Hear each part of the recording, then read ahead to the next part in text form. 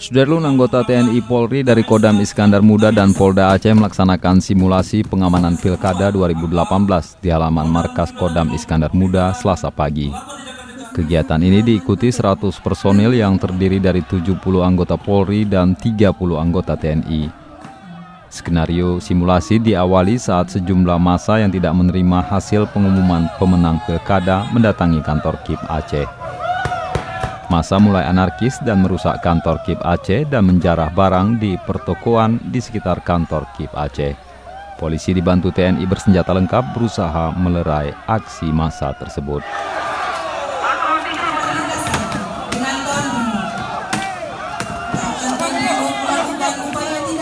Namun bentrokan tak dapat dihindari. Polisi anti huru-hara terpaksa melepaskan tembakan gas air mata dan peluru karet hingga massa berhasil dibubarkan. Beberapa pelaku yang diduga sebagai provokator aksi ditangkap dan diamankan oleh petugas aparat TNI.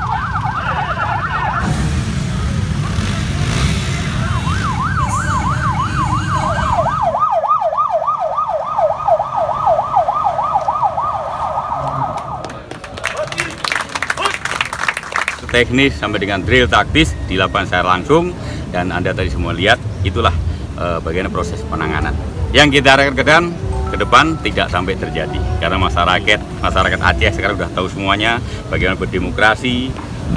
Bahkan kalau dibilang tahun politik pun sudah santai-santai saja. Kalau kita pemilu sudah sering, kita tanya orang Aceh ini sudah sering sejak zaman Orde Baru dan sekarang cuma berjalan dengan baik. Insya Allah ke depan mudah-mudahan tidak ada masalah dan semua masyarakat bisa memilih sesuai dengan keinginan masing-masing. Kami berharap bahwa silakan saatnya ini untuk mengadu visi misi, adu program, ya, tidak lagi melakukan kampanye-kampanye dalam bentuk black campaign atau negatif campaign. Dari Banda Aceh, Muhammad Ansar, Serambion TV.